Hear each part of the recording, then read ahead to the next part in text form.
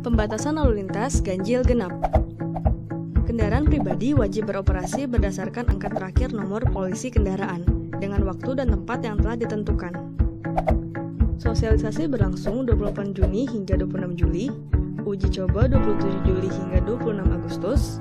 Apabila uji coba berhasil, maka akan diberlakukan mulai 30 Agustus. Peraturan ini berlaku untuk hari Senin hingga Jumat, pagi pukul 7 hingga 10, dan sore pukul 16 hingga 20. Jika plat nomor kendaraan Anda berakhir ganjil, maka diperbolehkan di tanggal ganjil. Begitupun untuk yang genap.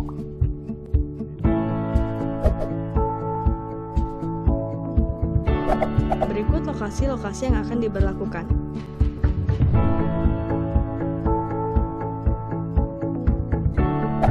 Adapun pengecualian untuk beberapa kendaraan yang tidak diberlakukannya ganjil genap.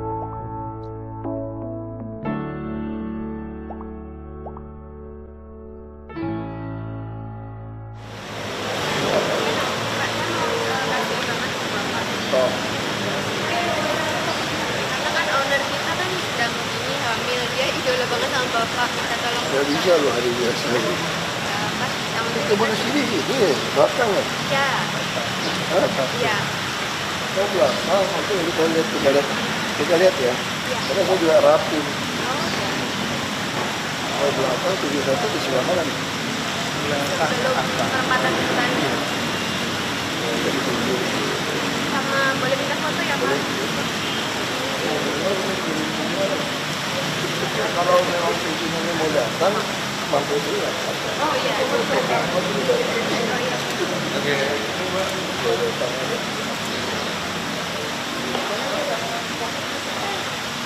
Terima kasih ya Pak. Suratnya masuk ke dalamnya. Iya, Ada betul. tanda terima.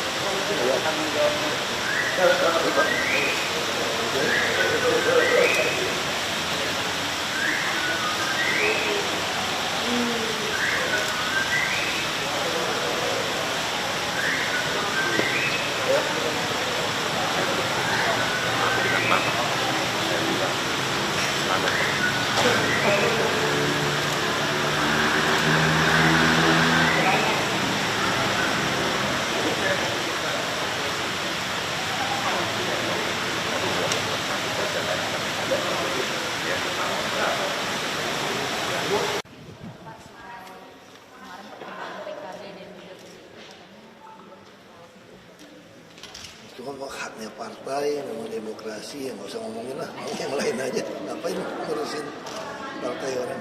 Juga bukan anggota partai. Ya komunikasi aja gitu. Jarod kan baik hubungannya. Di sini lagi yang bicara.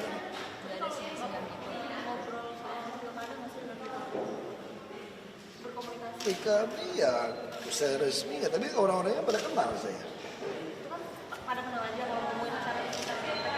Ya kita ngomong aja, kok ngomong pilkada gimana nih, banyak bercanda kan. Ini perorangan apa parpol gitu kan, kita bilang parpol gitu kan. Terus gimana? Ya kita juga nggak butuh datang ke partai kan. Kan saya prinsip saya sederhana. Saya ingin membuat sebuah sistem yang baru untuk menghapus stigma. Kalau dulu kan stigmanya kan namanya kepala daerah kalau mau nyalon lagi apa ya petahana, apalagi orang yang belum jadi petahana, kamu mesti ngelobi semua partai menjajakan diri gitu loh supaya partai itu mencalonkan kamu. Ya kan? Apa pernah ngalamin dulu waktu proses masuk politik? Nah, ini stigma itu yang mau dihapus. Ya enggak. Kalau selama kamu jujur, kamu kerja baik, apalagi dibuktikan ada rakyat yang dukung, harusnya partai politik itu mencalonkan Anda sebetulnya. Tanpa minta macam-macam. Syaratnya tentu supaya teruskan bangun kotanya gitu. Nah ini yang saya yakinin. Makanya saya nggak pernah datangin partai. Saya baik, datang saya pribadi, pengurus partai saya baik kok. Semua ketemu baik, kamu bikin acara saya datang. Tapi kalau saya mau datang minta partai dukung saya, enggak. Itu yang saya katakan stigma ini yang perlu kita hapus. Makanya saya dengan teman Ahok menyiapkan KTP nih. Kalau nggak ada parpol yang dukung, ya sudah kami akan nyalon perorangan berarti. Jadi kalau ada partai dukung bagaimana? Ya sudah kalau dia cocok dia ngerti konsep kita, ya kita pakai parpol. Karena nggak mungkin kita melakukan deparpolisasi. Negara ini tonggak demokrasi kan parpol. Yang buat undang-undang parpol, bisa revisi semua parpol. Nah otomatis saya juga tidak mungkin mau membuang parpol. Kalau buang parpol, buang negara dalam demokrasi kan. Tapi kalau bilang parpol juga tidak, kita paksa tanda kutip untuk mempertontonkan siapa mereka, masalah juga demokrasi kita. Nah minimal sekarang terbukti ada 3 parpol yang bisa melihat bahwa mesti dukung Ahok nih supaya jadi gubernur lagi gitu. Ada kekhawatiran yang sama dari mereka 3 parpol dengan teman Ahok yang khawatir saya tidak nyalon. Karena mereka tahu sifat saya kan, kalau nggak mau ya udah nggak nyalon nggak apa-apa. Misalnya tidak ada parpol yang datang, berarti kita lawan semua parpol nih. Betul saya ditanya, kalau kamu perorangan lawan semua parpol, nanti gimana Pak? Bapak kan digagalin macam-macam, gagal ya sudah. Minimal sampai Oktober tahun depan, kalian akan lihatlah. Kalau ada saya kayak gini gubernurnya nih, hasilnya kayak apa. Nah ini yang penting. Jadi dengan 3 parpol ini udah cukup. Iya kan? Bagi saya sederhana saja kok. Saya cuma mau mempertontonkan bahwa bangun negara ini kuncinya itu mesti punya kepala yang lurus. Kalau kepalanya lurus maka bawahnya tidak berani tidak lurus. Akar semua masalah kita adalah korupsi. Itu aja. Mengatasi korupsi adalah transparansi, keterbukaan data. Tidak ada transaksi tunai. Nah ini saya lakukan ini. Semua transparansi, semua rapat penting diupload di YouTube. Semua anggaran dibuka. Semua transaksi pembayaran 1 rupiah pun tidak boleh tarik tunai. Nah ini yang kita bangun. Bisa nggak orang masih main? Bisa, tapi koreksinya jadi cepat. Coba lihat aja sekarang. Jangan kan aset-aset kita yang dicuri orang. Kuburan yang dikuasai kita udah tahu Pak sekarang. Begitu kita paksakan orang mesti bayar langsung, non tunai, langsung kita bisa curiga tuh. Transaksi. Sama kayak kita curiga transaksi beli tanah. Beli tanah ratusan miliar. Kenapa orang itu tarik keluar berapa puluh miliar? Kita curiga, nggak mungkin logikanya kamu dapat uang ratusan miliar dari Pemda. Kamu tarik 100 juta aja kamu mikir, ngapain lo bawa 100 juta di rumah? Nggak tahu ditodong. Tapi kamu tarik miliaran, kita kerjasama PPATK juga. Ada MOU-nya. Jadi kita curiga nih. Nah itu sistem yang kami bangun sebetulnya. Jadi bagi saya ya pilkada hanya, misalnya dulu waktu saya mulai main politik. Saya waktu calon bupati pertama kali tahun 2005, tidak bagi baju kaos, tidak kampanye, nggak ada sembako, nggak ada baksos. Orang bilang nggak mungkin menang, saya menang. Waktu saya naik ke gubernur, lebih berani lagi nih. Karena besar, kita keliling kampanye nggak bikin macam-macam, nggak ada juga bagi kaos. Dicurangin, oke nggak apa-apa, bawa ke MA. Minimal saya tahu MA kayak apa permainannya semua, saya ngerti. Lalu di Jakarta dengan Pak Jokowi kita maju langkah lagi, lebih berani lagi nih. Apa? Baju nggak bagi, betul, beli. Kamu mau pakai baju kotak-kotak sama dengan kami, Anda harus beli. Kita satu langkah lebih maju. Nah sekarang saya lebih berani lagi nih maju nih. Bukan hanya baju kamu mesti beli, datang kumpul teman Ahok Festival, beli tiket 35.000. Beli juga orang, dapat 1,6 miliar. Nah ini kemajuan nih. Nanti udah ada 1 juta nih, nanti udah punya nomor rekening kampanye, kita mau maju langsung 1 langkah lagi lebih berani nih. Ini kira-kira 1 juta orang bisa kita butuh 10 miliar atau 15 miliar rupiah untuk biaya pelatihan saksi, makan, transport misalnya. Kita kan lempar yang 1 juta orang nih, siapa yang mau nyumbang nih? Transfer sumbangannya, nggak boleh store. Minimal ada nama jelas. Dia begitu udah cukup 10-15 miliar, kita bilang sama bank tolong di stop. Kita nggak butuh duit kalian lagi nih, ini udah lebih nih. Nanti repot, kalau lebih saya mesti balikin ke negara juga. Nah ini kan hal-hal baru yang dalam stigmanya kita selama ini nggak mungkin. Calon kepala daerah harus keluar duit. Saya bilang enggak dong, saya keluar waktu. Saya masih masuk pagi-pagi, pulang malam. Weekend juga kerja 1-2 koper. Ya wajar dong, saya juga sama-sama bekerja nih kita nih. Saya juga masih menghilangkan banyak kesenangan saya. Ya sama, masa saya masih keluar duit juga, orang aku pegawai kok. Ya bagi saya sederhana dari awal, saya nyari kerjaan, pegawai saya ini, bukan cari jabatan. Ini kalau memang jabatannya nggak dapat lagi, nggak dipercaya dari bos lagi, ya udah cari kerja lagi tempat orang, ngelamar lagi. Sederhana aja saya sebetulnya.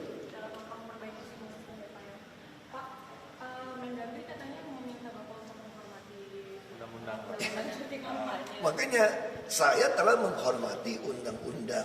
Undang-undang paling dalam itu Undang-Undang Dasar 1945. Saya bisa jadi kepala daerah ini karena konstitusi. Dan karena konstitusi lah memberikan kepada mahkamah, membuat adanya mahkamah konstitusi. Untuk apa mahkamah konstitusi?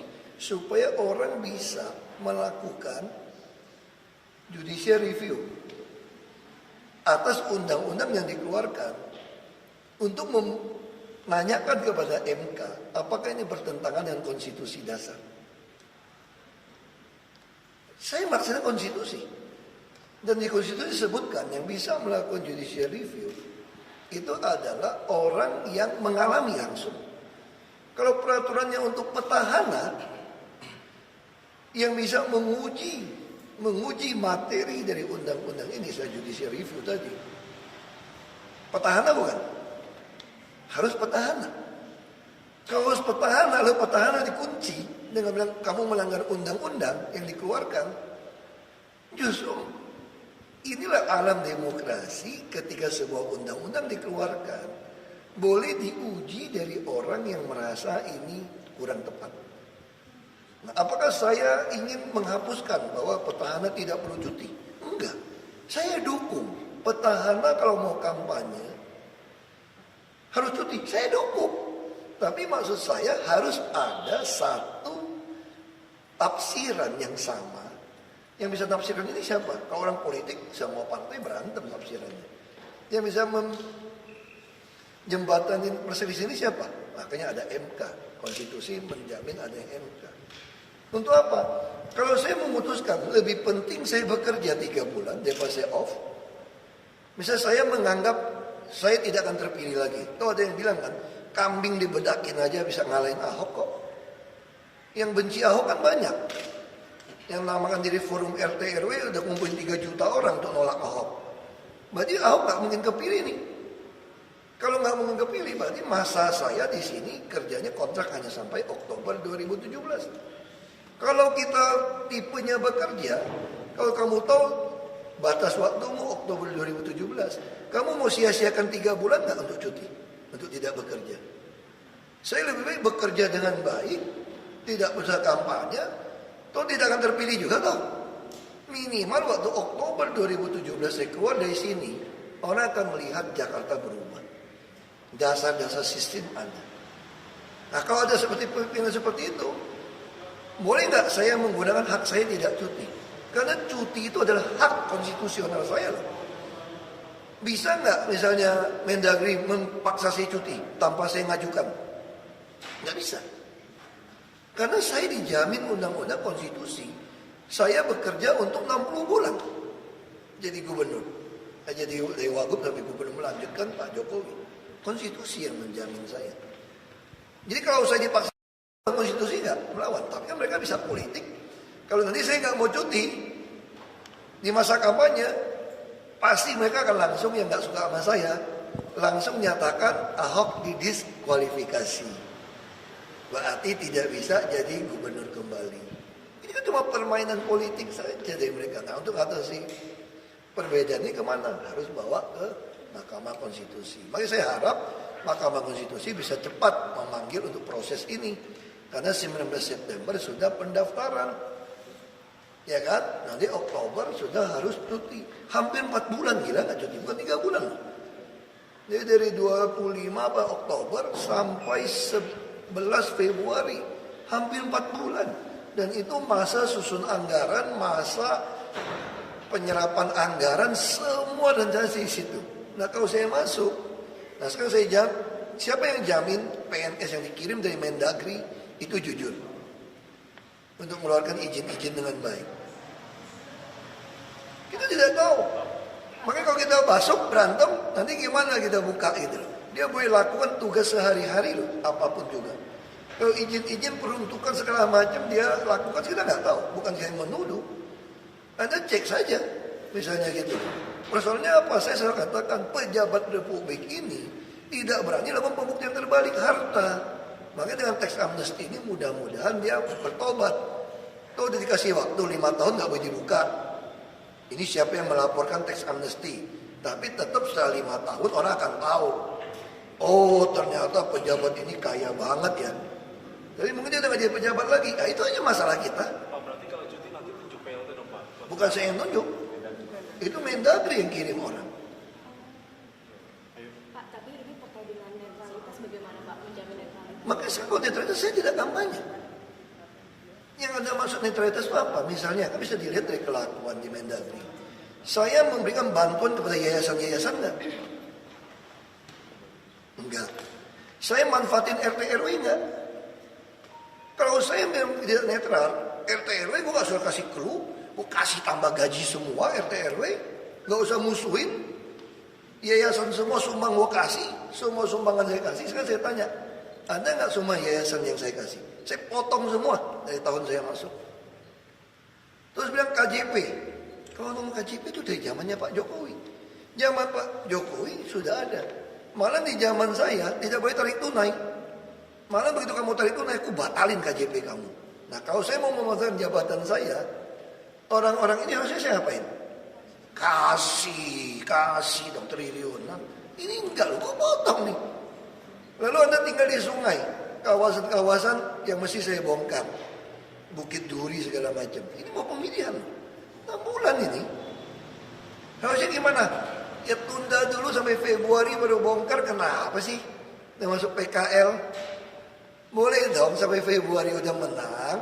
Pasar-pasar. Kan saya usir-usirin orang pasar yang punya kios lebih dari 1-2. Nah kamu lihat karakter saya teruji nggak? Terus saya juga bilang saya nggak kampanye loh. Nah masa kamu mau nuntut ini? Tapi kan Pak nanti pelayanan rumah sakit bagus, kantor PTSP bagus, taman bagus, lampu bagus, jalanan bersih, sungai bersih. Itu kan membuat Bapak bisa terpilih lagi. Loh, kalau gitu saya kan petahana. Jadi itu intinya apa? Ujung-ujungnya apa? Pokoknya gimana caranya Ahok nggak kepilih dong. Mereka senangnya apa tuh nggak? Ya 3-4 bulan ini bila Jakarta ini sampah tumpuk, lampu mati, rumah sakit cuek, PTSP cuek. Terus akunya apa? Tidur-tidur aja, nggak usah kerja. Supaya apa tuh nggak?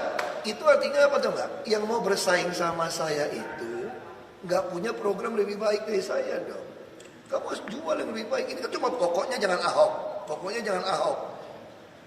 Bilang lagi kambing dicat dikasih bedak pun pasti menang. Gue kira muka gue lebih baik daripada kambing sih gue pikir. Otak gue juga masih lebih oke daripada kambing. Sedikit soal makam TV, ternyata ada nggak hanya oknum PNS, tapi banyak warga yang membeli makam itu. Pasti, itu kan banyak oknum yang menjual kayak jual properti. Itu kan perumahan masa depan. Kamu pengen sekarang kayak rumah Jakarta, kalau kamu punya duit, pesan sekarang apa kemudian? Sekarang dong, berikutnya memang susah. Itu yang dilakukan. Tapi kan tugas kami adalah mengadministrasi keadilan sosial. Masa orang kaya bisa punya tempat kuburan, orang miskin nggak dapat. Kalau kamu kaya ya beli dong yang di swasta. Ini kan ditentukan untuk orang yang uangnya pas. Berarti warga itu bisa dikenakan pidana nggak Pak? Tergantung kita ampunin, tapi kita kasih dia 1 bulan kan. Kita mau baik-baik aja kok kalau saya kena baik. Saya ada acara soal Soal itu Pak, yang KPUD yang memerlukan soal kesulitan verifikasi untuk warga di rumah susun, gimana Pak? kita data. Pak, BPJS itu gimana? Cepat. Kita kalau dia kokohnya justru bisa ketemu karena sistem kami baik. Pemalsuan bisa terjadi nggak terus? Bisa. Seluruh dunia nggak terjadi. Yang penting kamu bangun satu sistem yang baik, gampang mengoreksi pemalsuan.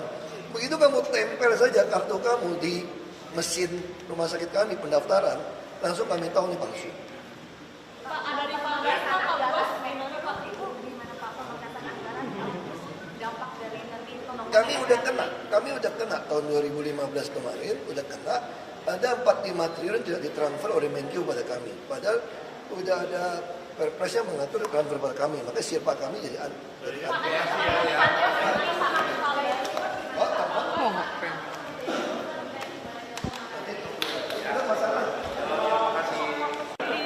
ada cash flow, ya ada uang yang belum kita keluarin karena memang proyek kalau belum jadi kan belum ada.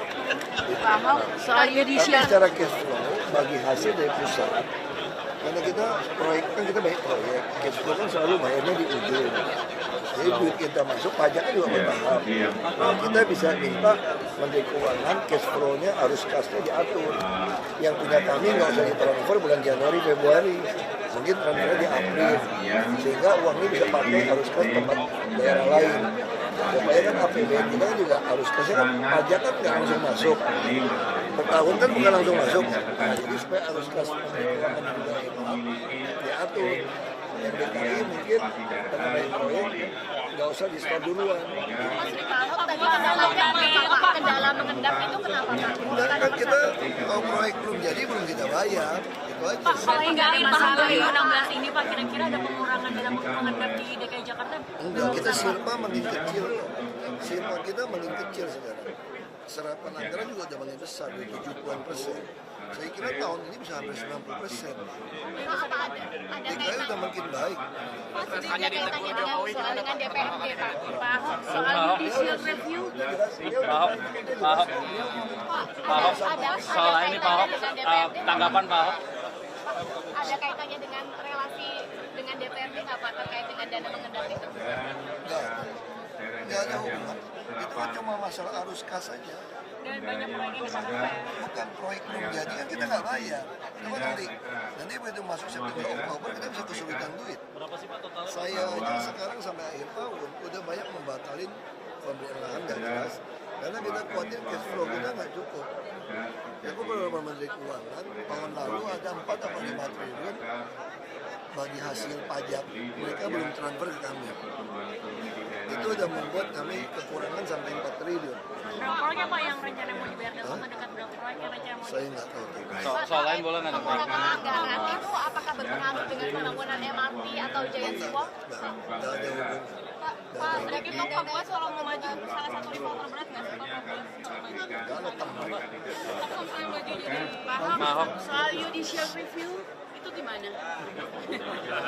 Ya menurut saya itu kan dijamin konstitusi.